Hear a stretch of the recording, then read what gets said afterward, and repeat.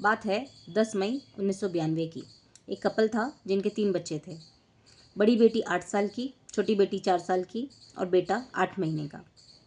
और चूँकि बेटा छोटा था तो हस्बैंड ड्यूटी से आए। हस्बैंड ने ड्यूटी से आके सोचा कि मैं खाना बना लेता हूँ, वाइफ बच्चों के साथ बिज़ी है। गर्मियों की छुट्टियाँ चल रही थी बच्चों की। तो उस समय लोग लुंगी पहनते थे। 90s में तो लोग 70s 80s 90s में तो लड़कों का अधिकतर अटायर लुंगी और बनियान होता था, तो गर्मियों में सब लुंगी डालते थे। तो उन्होंने स्टोव में, और उस समय स्टोव चलते थे केरोसिन वाले, तो स्टोव में केरोसिन डाली। केरोसिन डाल के जैसे ही स्टोव को सुलगाया और स्टोव बस्ट हो गया और वो जल गया। बंदा जो हस्बैंड थे वो जल गए।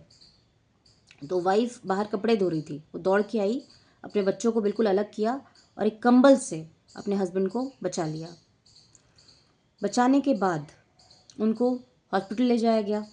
हॉस्पिटल ले जाने के बाद वाइफ वहाँ 23 दिन रही। पुलिस आई, चूँकि बर्न केस था, बर्न यूनिट में थे जो फादर थे बच्चों के। और माँ बाबा के एब्सेंस में बच्चों के जो आपके दादी थी उन्होंने बच्चों को संभाला।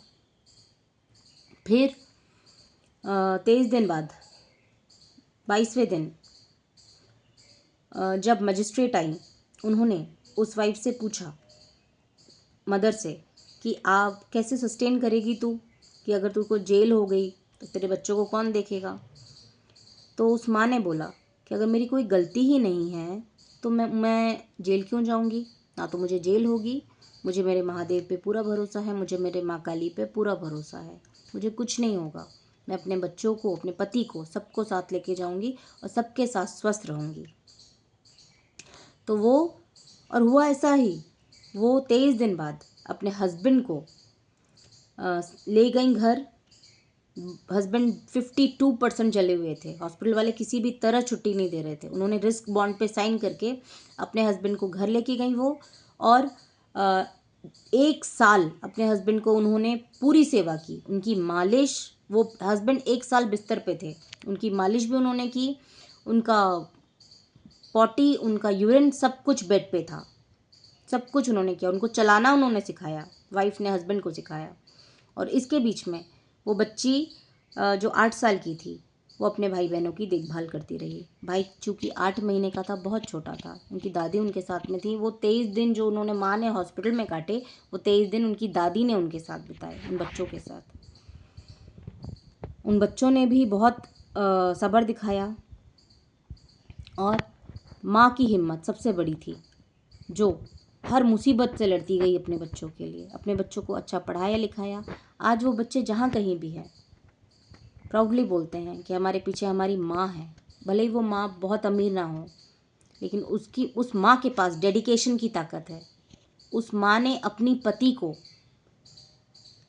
मौत के मुंह से निकाला। आज सब करवा चौथ के दिन मैं इसीलिए शेयर कर रही हूँ ये सब बातें। हो सकता है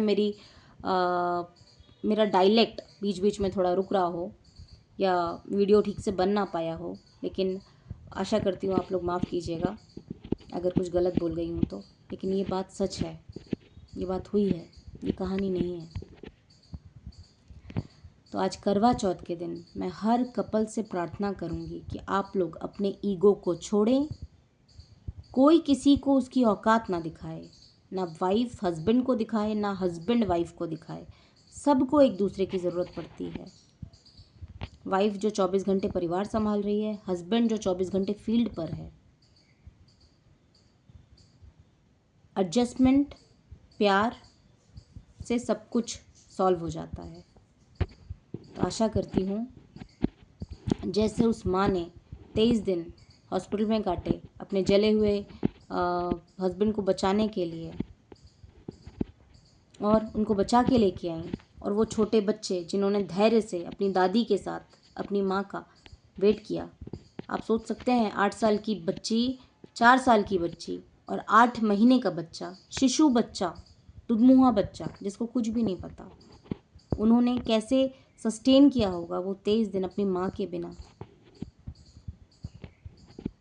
मेरी आप मेरा आप सबसे निवेदन है कि अपने रिश्तों को मजबूत बनाएं, बातें करें एक दूसरे के साथ, कोई प्रॉब्लम हो तो सॉर्ट आउट करें, ना कि डिवोर्स को लास्ट ऑप्शन चुनें। ये करवा चौथ आप सबके लिए बहुत अच्छा जाए। माफ़ी चाहूँगी अगर मैं कुछ ज़्यादा बोल गई। धन्यवाद। जय सोमनाथ।